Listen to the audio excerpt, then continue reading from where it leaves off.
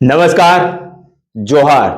વાત કરીશું આપણે વાંસદા તાલુકાના ઉનાઈ ગામની. ઉનાઈ ગામમાં વર્ષોથી લાઇબ્રેરીની માંગણી હતી. વિદ્યાર્થીઓ અને વાલીઓ જે અભ્યાસ કરે છે એમની એક જ ફરિયાદ હતી સરપંચશ્રીને કે આપણા ગામમાં લાઇબ્રેરી નથી. લાઇબ્રેરી ન હોવાથી બીજા ગામોમાં અભ્યાસ કરવા માટે જવું પડે છે, વાંચન માટે જવું પડે છે.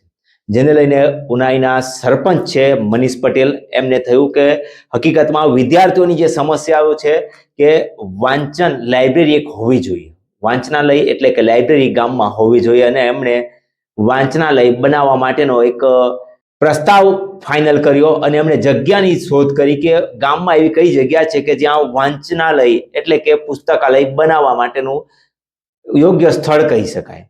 એમની નજરમાં જૂનું અને ખંડેર હાલતમાં રાજીવ ભવન, જે અગાઉના સરપંચો 10-15 વર્ષ જૂનું હતું, એ એમના ધ્યાનમાં આવ્યું અને એમણે ફરી એ રિનોવેશન કરાવવામાં આવ્યું. અને ત્યારબાદ આજે મહાત્મા ગાંધી વાંચનાલયનું ઉનાઈ ખાતે ભવ્ય ઉદ્ઘાટન કરવામાં આવ્યું, લોકાર્પણ કરવામાં આવ્યું.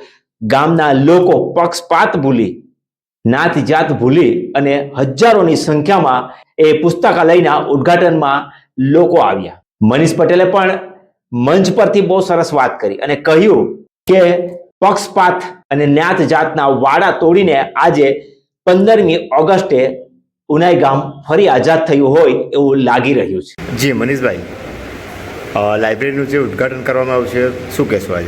આજે ઘણા વર્ષોથી ઉનાઈ ગામમાં લાઇબ્રેરીનો ખૂબ અભાવ હતો. અમારા ગામના સ્ટુડન્ટો આજુબાજુના ગામની લાઇબ્રેરીમાં વાંચવા માટે જતા હતા. એમના વાલીઓ લાઇબ્રેરીમાં વાંચવા જતા હોય એમને ટિફિન આપવા માટે પણ બીજા ગામે જવું પડતું હતું. ખૂબ મુશ્કેલીઓ હતી. હું સરપંચ બહેનો પછી અવારનવાર મારા પાસે સ્ટુડન્ટો અને વાલીઓની ફરિયાદ આવી કે આપણા ગામમાં લાઇબ્રેરી હોવી જોઈએ. અમે એ વાતને ધ્યાને લઈને અમારી ટીમે લાઇબ્રેરી ક્યાં બનાવી એક પ્રશ્ન હતો, તો તેના માટે અમે અહીંયા જોયું કે આ એક રાજીવ ગાંધી ભવન ખરાબ હાલતમાં હતું, જે અધૂરું કામ હતું. બાજુમાં બહુ મોટો ગંદકી હતી. 15 વર્ષથી એક જ જગ્યા પર આખા ગામનો કચરો ઠલવાતો હતો. અમે જોયું મુશ્કેલી ઘણી હતી, પણ અમે નેમ લીધી કે આ જ જગ્યા પર આ જ અધૂરા કામને વ્યવસ્થિત બનાવીને એક ગામને, આખા તાલુકાને સારી લાઇબ્રેરી બને એ દિશામાં અમે આગળ વધ્યા. આખા ગામનો અમને સાથ સહકાર મળ્યો. પક્ષપાત ભૂલીને, જાતિના વાળા ભૂલીને ગામ એક થયું. સાથે મળીને બધાએ દાનો આપ્યું, સરકારી ગ્રાન્ટનો ઉપયોગ કર્યો. બધું જ કરીને આજે આ મસ્ત લાઇબ્રેરી બની અને અમારા આજુબાજુના તમામ ગામોના છોકરાઓ અહીં સારી રીતના ભણે, નોકરીએ લાગે એ આશાએ અમે આજે આ લાઇબ્રેરીનું અનાવરણ કર્યું. કેટલા વિદ્યાર્થીઓ બેસી શકે લાઇબ્રેરીમાં? હાલમાં જે લાઇબ્રેરીનું સ્ટ્રક્ચર છે એમાં 40થી 50 છોકરાઓ માટે ખુરશી લાવ્યા છે ને છે, પણ જગ્યા વધારે છે. સ્ટુડન્ટો વધશે તો અહીં અમે બીજી વ્યવસ્થા કરીશું. 70થી 80 છોકરા બેસે એટલું અમે આયોજન કરીશું. ઉનાઈ ગામની પુસ્તકાલયનું લોકાર્પણ ધારાસભ્ય અનંત પટેલે કર્યું. રિબીન એમણે કાપી, પણ ગામમાંથી 100થી વધુ લોકોના સન્માન કરવામાં આવ્યા, કારણ કે આ પુસ્તકાલય લોકોના ફાળાથી બની છે, લોકોના સહયોગથી બની છે. ગામના લોકોએ એક રૂપિયો આપ્યો છે, એનાથી આ વાંચનાલય ઊભી થઈ છે, પુસ્તકાલય બેઠું થયું છે. જેને લઈને મનીષ પટેલે દરેક ગામના સહભાગી થયા હતા એમના સન્માન કરવામાં આવ્યા. અને ભાજપ કોંગ્રેસ કે પક્ષપાત છોડીને આ વાંચનાલયની જે વાત મનીષ પટેલે કરી છે ખૂબ જ મહત્વની છે. વાંસદા તાલુકાના ઉનાઈ ગામે મહાત્મા ગાંધી પુસ્તકાલયનું આજે લોકાર્પણ કરવામાં આવ્યું.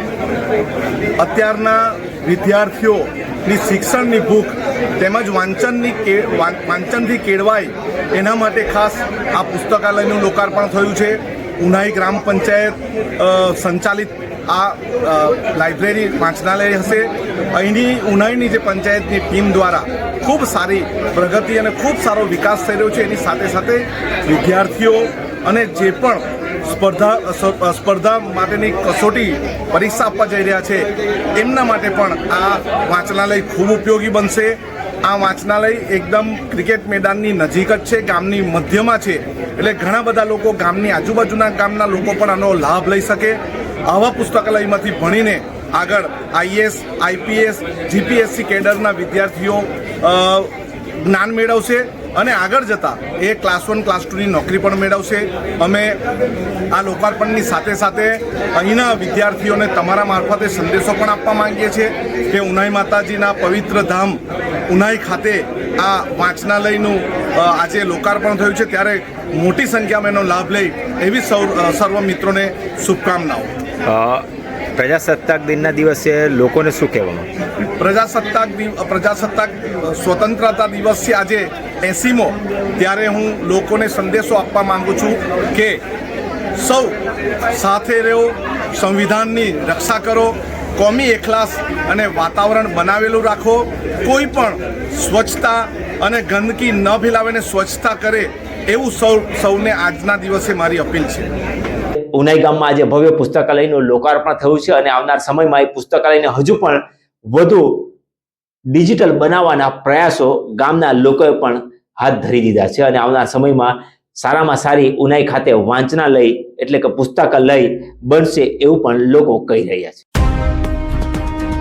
જીજે દેશી ન્યૂઝ ફક્ત એક ન્યૂઝ ચેનલ નથી, આ છે દરેક આદિવાસી સમાજનો સ્વતંત્ર અવાજ, જ્યાં સત્ય દબાતું નથી, જ્યાં જનતાના પ્રશ્નો સીધા સત્તા સુધી પહોંચે છે.